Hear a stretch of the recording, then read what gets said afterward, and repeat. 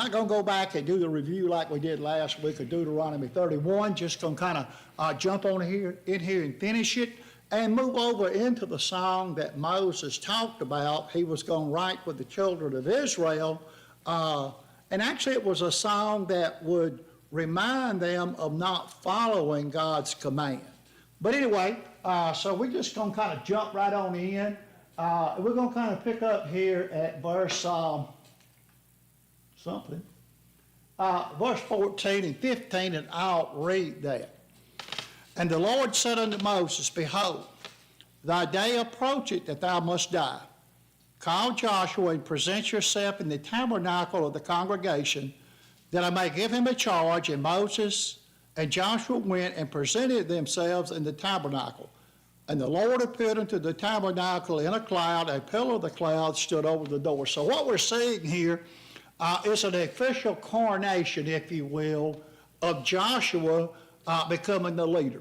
Moses had already told them in the first part of this chapter that he would not lead the children of Israel over into the promised land, that he was going to die. But it would be Joshua. And down through this, the story of this, Joshua's always played a prominent role in being with Moses, as his helper, as an encourager, and things of that nature. So it's of no surprise that Joshua would take the leadership. And I think last week we kind of jumped down to verse 23, and we'll get there. And he gave Joshua the son of Nun a charge, and said, Be strong of good courage, for thou shalt bring the children of Israel into the land which I swear unto thee, and I will be with thee. So here is a coronation, if you will, is now official. Through the wilderness journey, Moses and Joshua often presented themselves together before the Lord. Joshua was often at the tabernacle with Moses, Exodus 33:11. This was an important aspect of Joshua's qualifications for leadership.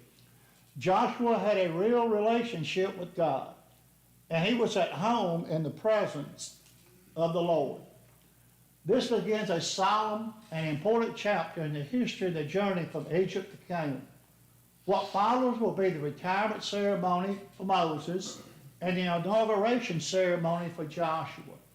The importance of the event was marked by visible presence of God and the pillar of the cloud. What a coronation that must have been when they went there to the tabernacle. Moses and Joshua and God appeared unto them and approved that coronation. That's some kind of coronation, isn't it? God himself put a stamp of approval on Joshua. Beginning in verse 16, we find something really interesting about the song that's in chapter 32. Daniel, do you have verse 16 through 22?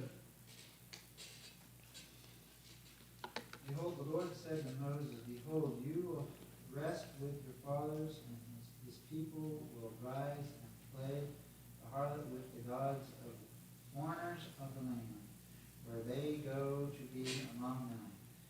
And they will forsake me and break my covenant which I have made with them.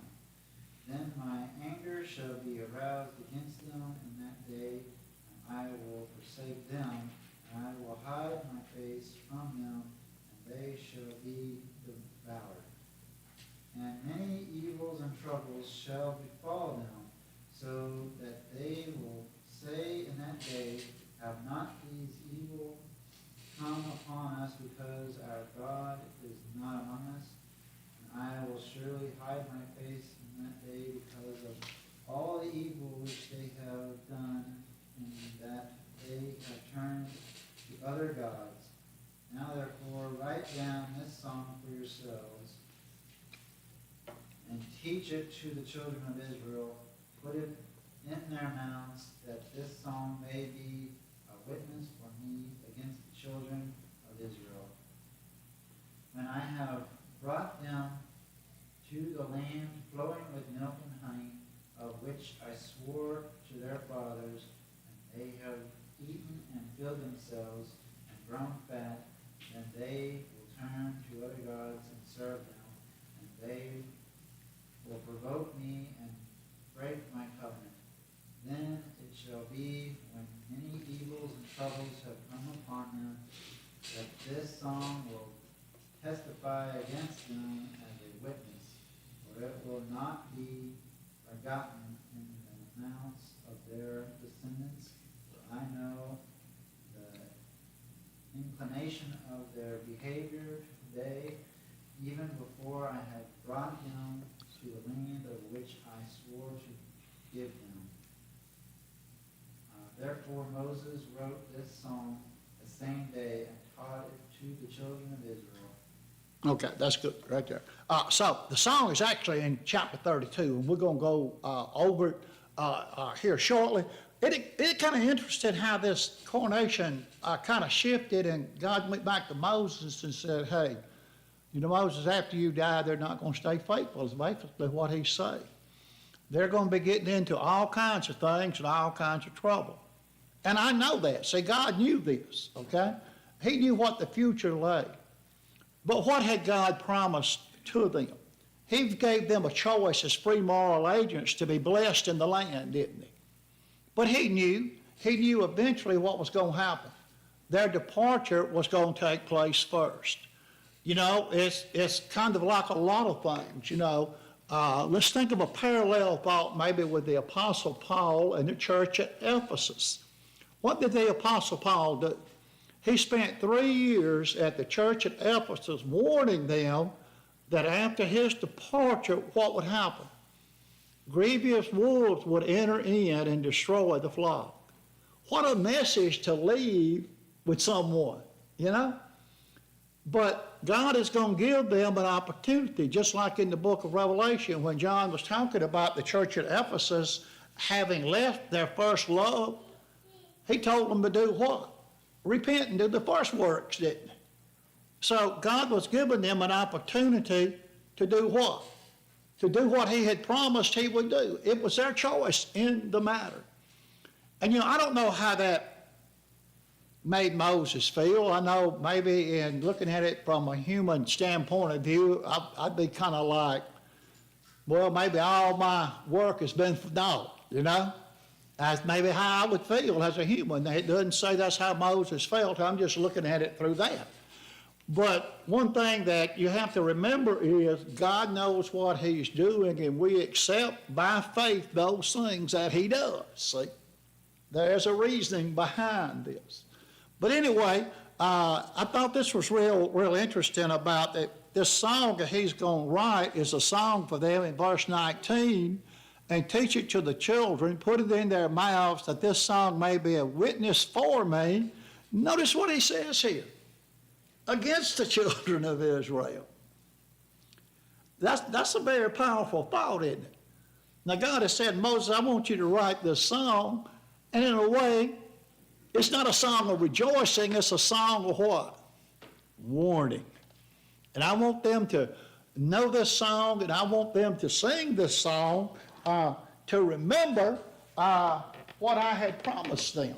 So within this, God knew, you know, what the future was going to hold for them. It's just like the Apostle Paul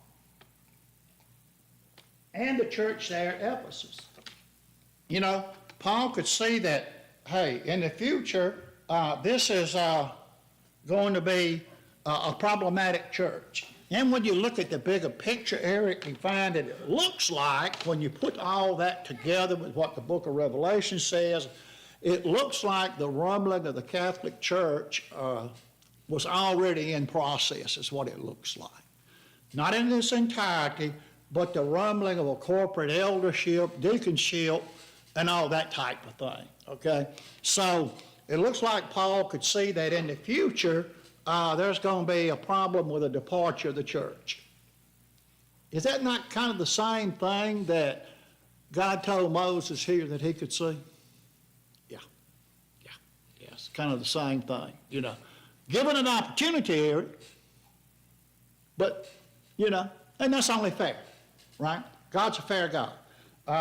No one will be able to stand at the judgment and say that God was unfair in this, you know? He's not.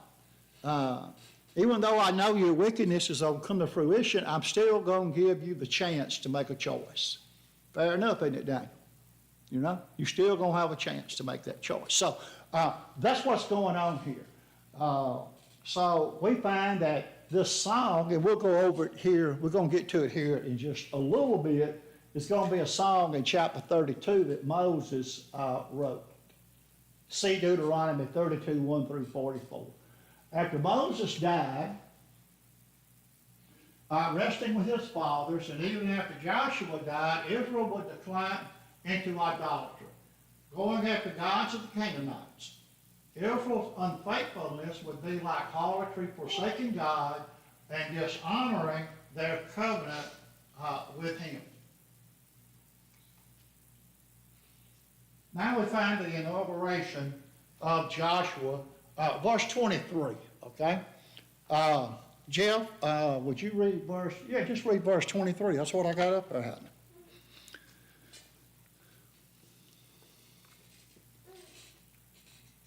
the Lord commissioned Joshua the son of Nun and said, Be strong and courageous, for you shall bring the people of Israel into the land which I swore to give them, and I will be with you. Okay, so we already tied that in when we were looking at other verses here, and when Moses was and Joshua was at the tabernacle. So one of the things that Joshua gets is be strong and of good courage. We're going to see that over and over, right? And that's really a basic theme if we went back and looked from Genesis to Revelation to all those that want to obey God and do His will. You have to be what? Be of strong and good courage. And what is that built around? I mean, to be strong and of good courage, it has to be built around something, doesn't it? It has to be built around faith, doesn't it? And that's trusting that God's going to do what He said He was going to do. It's kind of like Reed said, I never thought about it from the standpoint that he talked about it. I believe it was, might have been Wednesday night. You know, Jeff, I can tell you what happened in 1965. I can tell you what happened in 1975. Don't ask me to tell you what happened 5 minutes ago in 2026, okay? But anyways, it's kind of like what Reed said. Do you think you're going to heaven?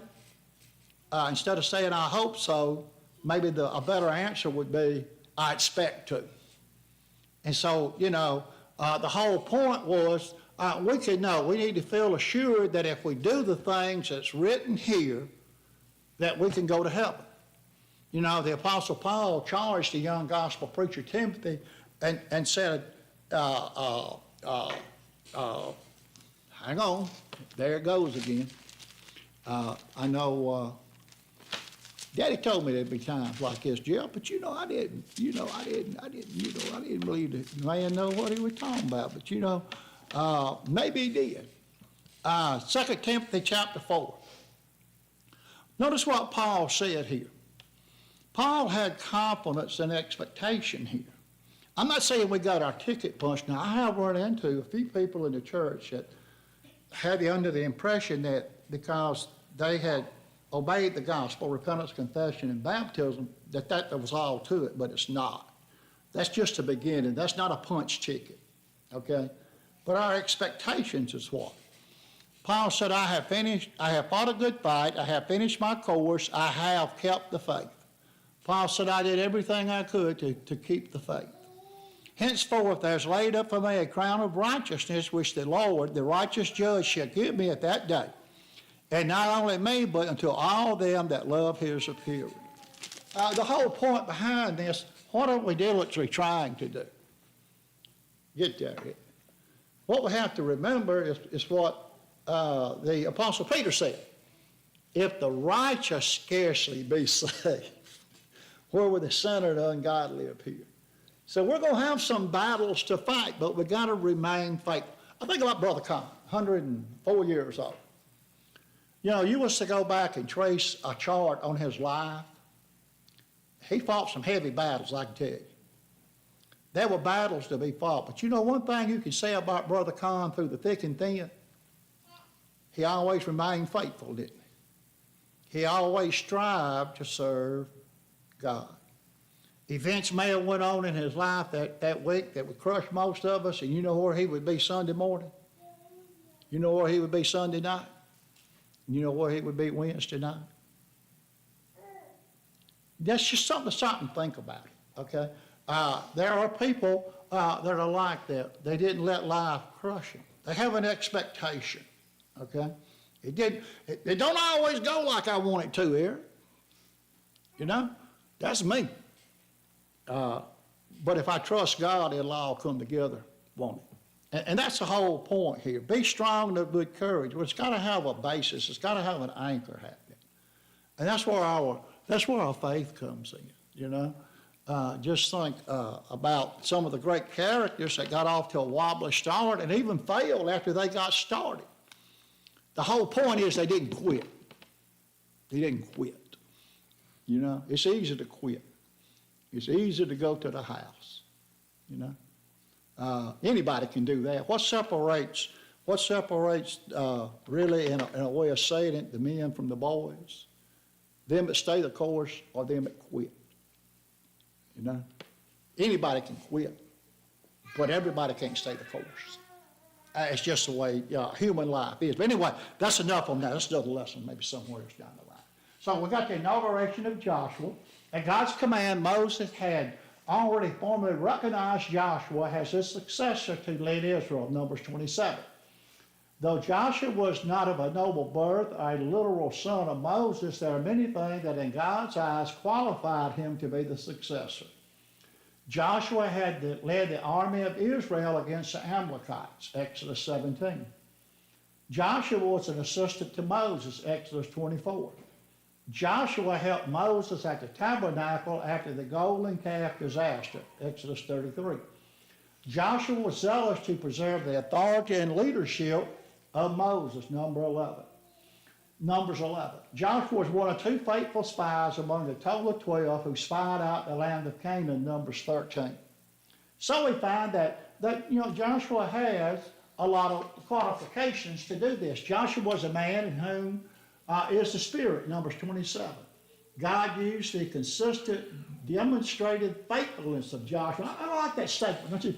The consistent demonstrated faith. He was consistent with it, wasn't he? Wasn't without problems, man. As he takes over this leadership and goes into Canaan, man, this whole deal is like a headache number 45. Okay? But what did he do? He stayed consistent and demonstrated faithfulness. Be strong and of good courage. This was a manly, straightforward exhortation to a man who would soon take on tremendous responsibility. It is remarkable how often this exhortation is directed toward Joshua. 7 times it is recorded that God spoke to Joshua, Deuteronomy 31, Joshua chapter 1, chapter 7, Joshua chapter 1, verses 6, 7, 9, and 18. Wonderfully, the last time this phrase is used in connection with Joshua, he was encouraging others to be strong and of good courage, Joshua chapter 10. Joshua could encourage others with the encouragement that the Lord had put through him. You shall bring the children of Israel into the land. These words came from Moses, but by the inspiration of the Lord. God assured Joshua he would bring Israel into the land of Canaan.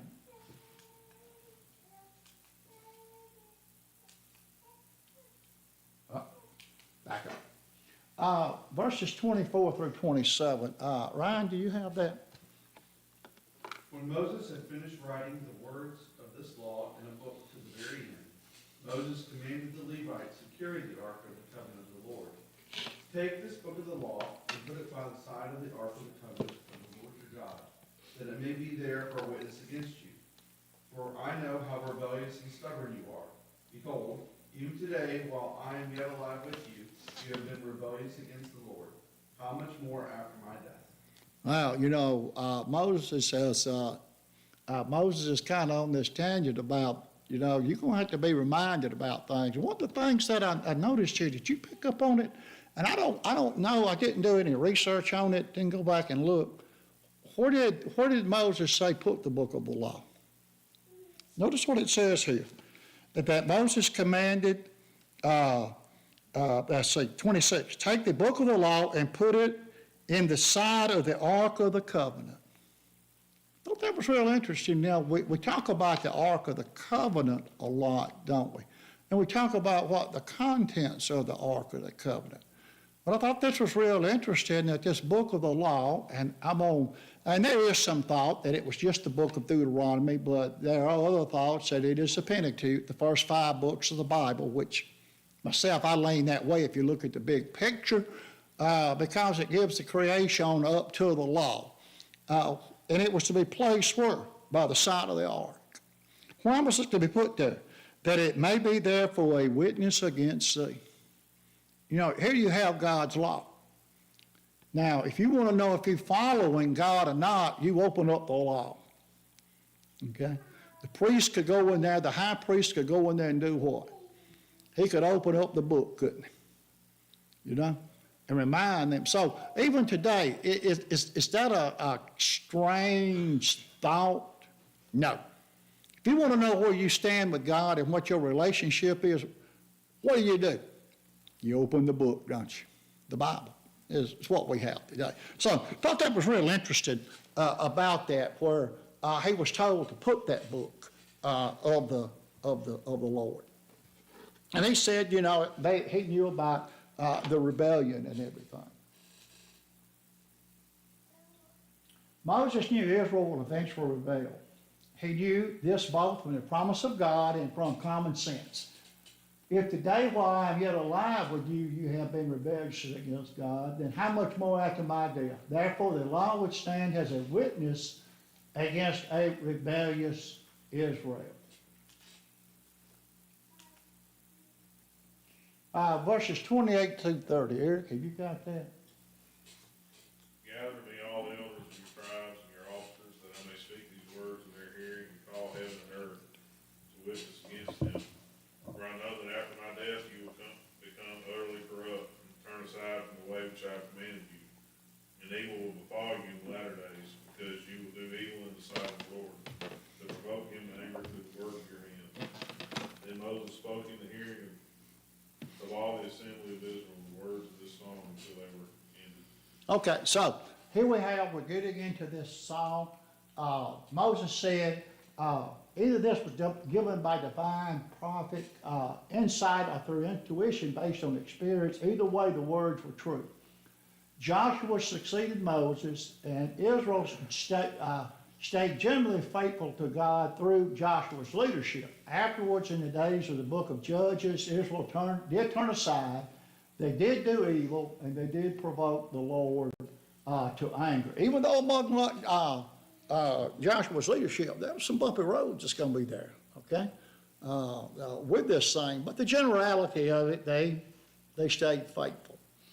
But in the end, we know what happened. Any of your brethren got any comment on that? Now, we're going to get into Morgan chapter 32, and I'm going to need here in just a second. Let me go through this first. The conversation. Moses' song. They exhorted to set their hearts upon it. God sent Moses to Mount Nebo to die. So that's what we got here.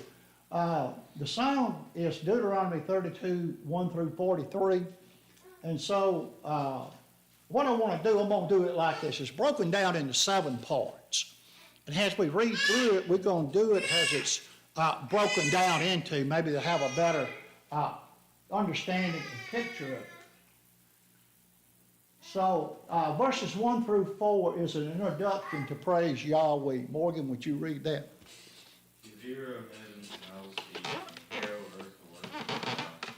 Let my teaching drop as the rain, and my speech distill as the dew, as raindrops on the tender herb, and as showers on the grass. For I proclaim the name of the Lord, ascribe greatness to our God.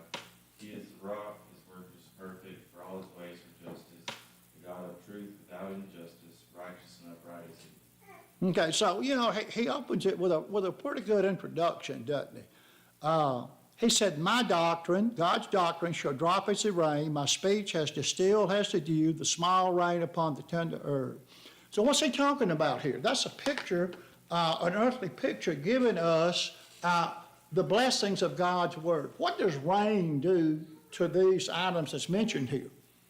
Gives life, doesn't it? Gives nourishment. It gives them a fresh drink after there's been a dry spell to keep them nourished. So really, he's reminding them of what God had done. And so that's how he opens this. And he said, he reminds them that he is the rock. His work is perfect, for all his ways are judgment. He's a God of truth, without iniquity, just, right is he. So that's how he opens it. Really, that's an encouragement to remember the rock, isn't it? To remember God. So that's how he opens this psalm.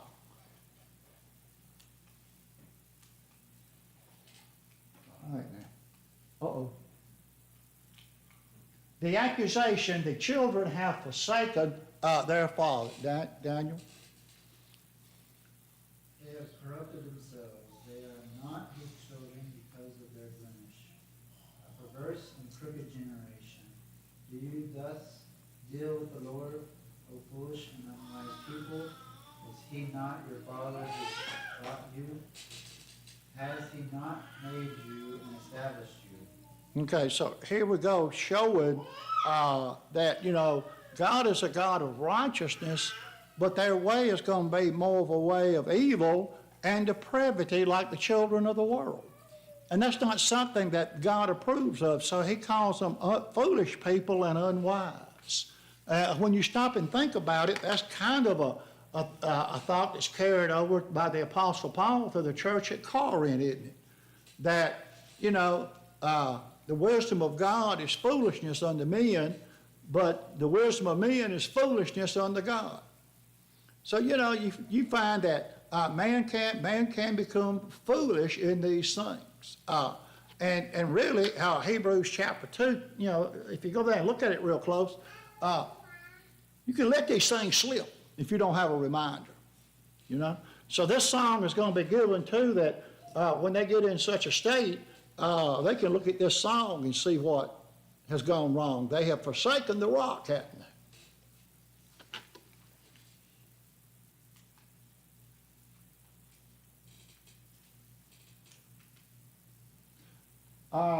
Verses 7 through 14, Moses remembers God's faithfulness to Israel. Jeff, would you read that, please? Remember the days of old, consider the years of many generations. Ask your fathers, and he will show you. Your elders, and they will tell you.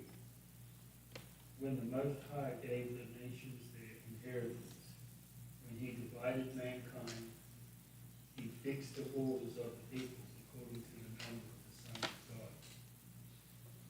But the Lord's portion is his people. Jacob has allotted heritage. Jacob is allotted heritage. He found him in the desert land, and in the howling waste of the wilderness. He encircled them, he cared for them, he kept them as the apple of his eye, like an eagle that stirs up its nest and flutters over its young, spreading out its wings, catching them, bearing them on its pinions. And the Lord alone guided him, no foreign God was with him. He made him ride on the high places of the land, and he ate the produce of the field. And he suckled him with honey out of the rock, and oil out of the flinty rock, curds from the herd and milk from the flock, with fat of the lambs, rams of Bashan and goats, and the very finest of wheat. You drank foaming wine made from the blood of the grape. Okay, so, here again, he went through a thing about them being corrupted. And contained within this song is a reminder of what God had done and how he had blessed them and what he had done for them, while they were in the wilderness and things that had went on there. And so the Lord alone did lead him, and there was no strange God with him. And so, when you take a look at this, there is some reminder of where you came from and where you're at now. You were under the blessings of God, and now you're not because of sin and corruption. 15 through 18, Israel responds to God's kindness with apostasy. Ryan, do you have that? But Jeshurun grew fat and kicked. You grew fat, stout, and sleepy. Then he forsook God who made him and scoffed at the rock of his salvation. They stirred him to jealousy with strange gods. In abominations they provoked him to anger. They sacrificed to demons that were no gods, gods they had never known, new gods that had come recently, whom your fathers had never dreaded. You were unmindful of the rock that bore you, and you forgot the God who gave you birth. Okay, so here he goes and tells them, even though I just illustrated to you in the prior verses of this song, the greatness and goodness of God, you still went ahead anyway and went off into apostasy. 19 through 27, Yahweh's reaction would be to withdraw from Israel and to punish them. Ryan, would you read that? Okay.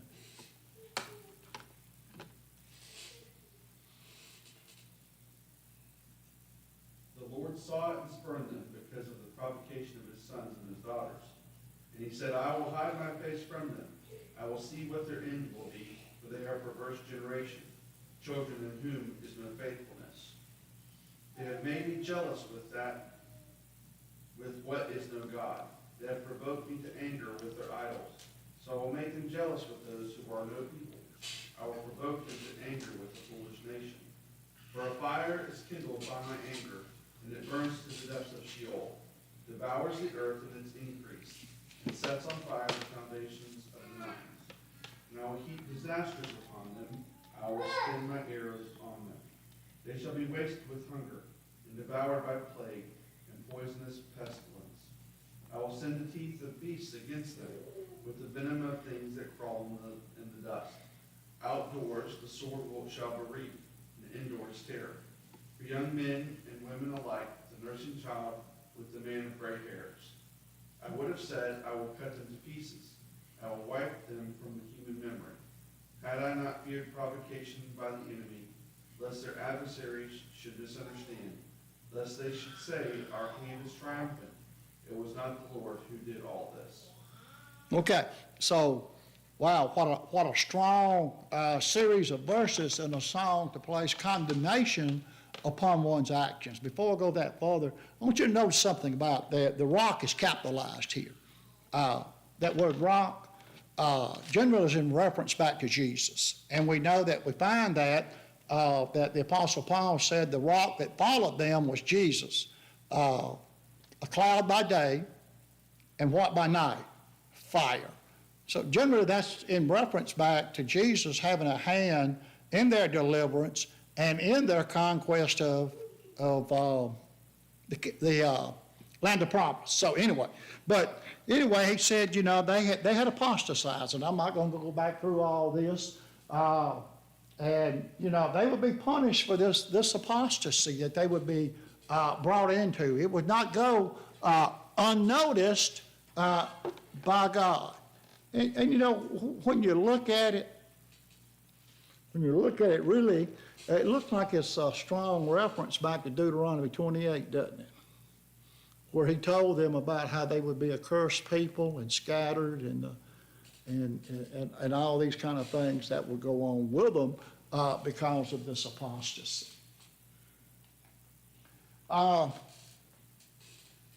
Verses 28 through 35, Eric, the Lord warns Israel of coming judgment.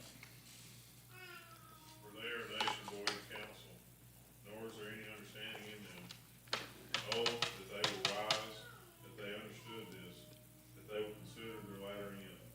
How could one chase 1,000, and two put 10,000 to flight, unless their rock had sold them, and the Lord had surrendered them, for the rock is not like our rock. Even our enemies themselves being judges, for their vine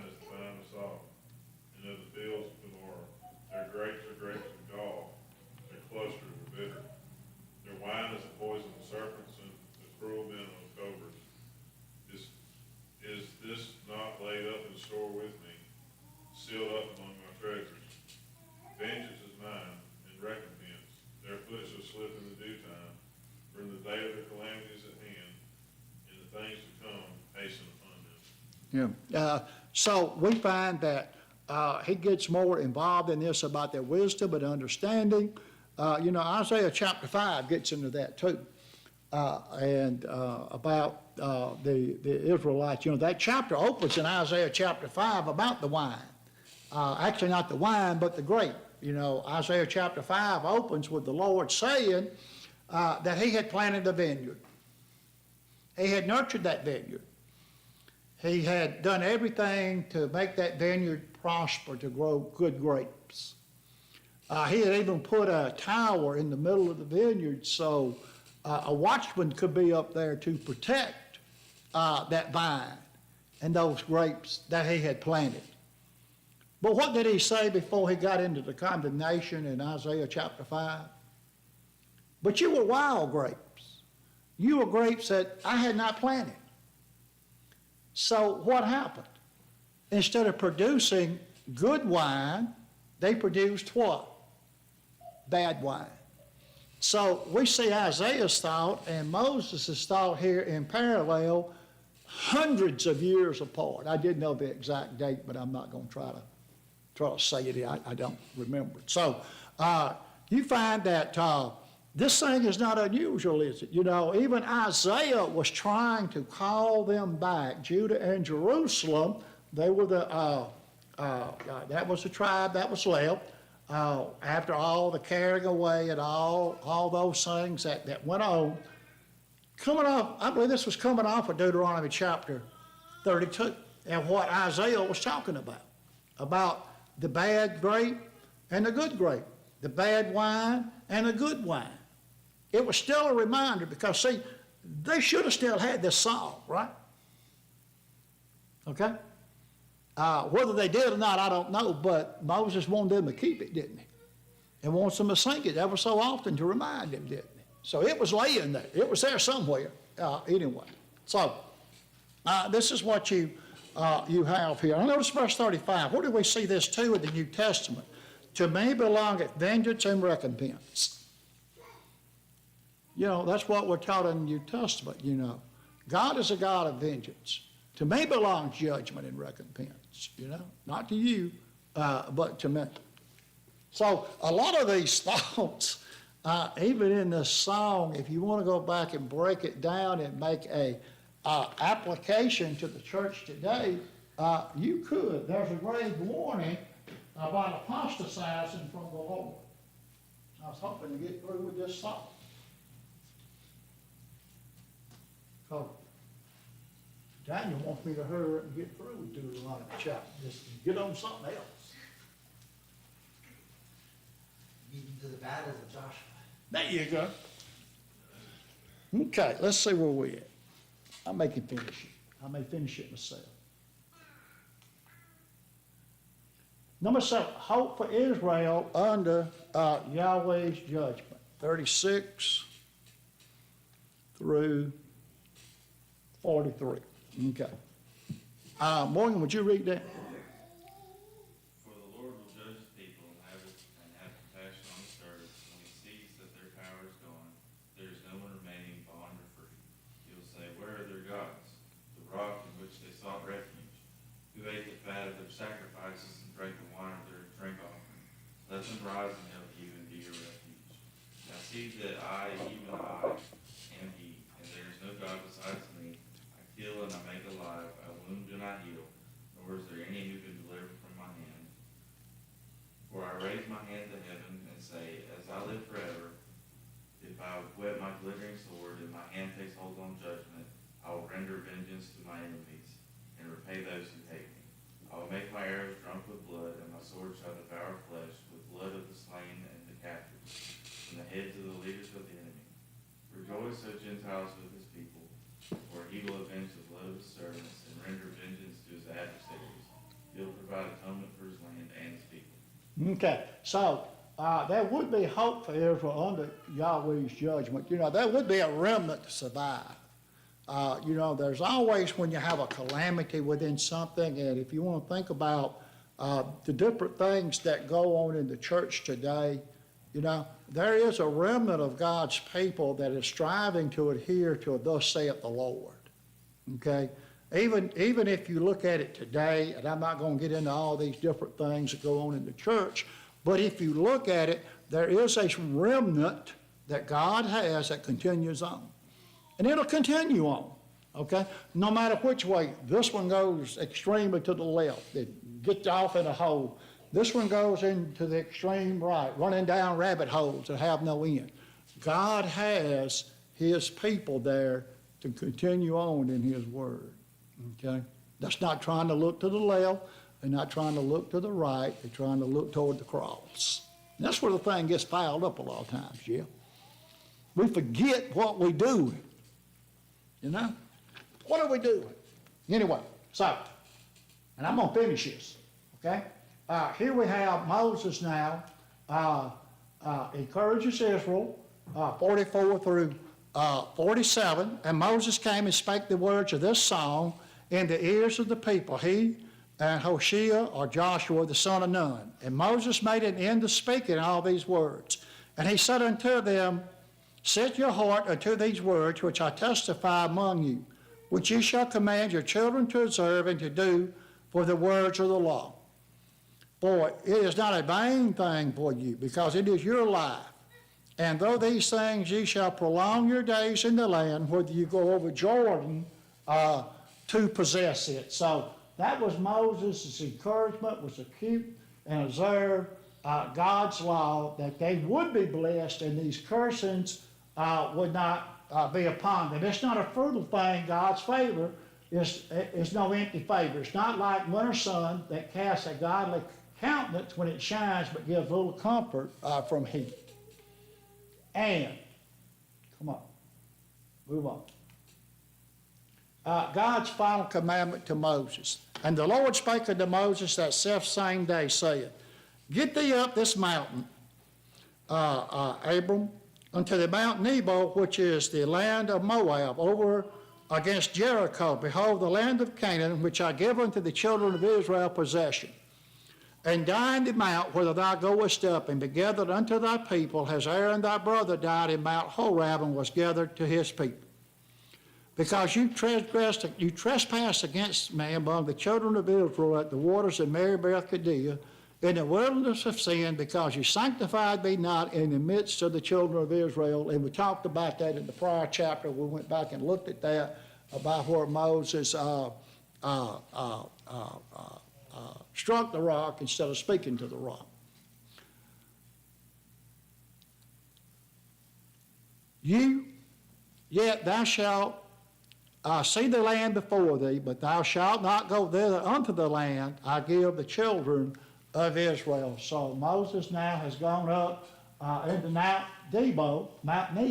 Nebo, has the last act of his 120 years, would climb Mount Nebo and die at the summit of the mountain.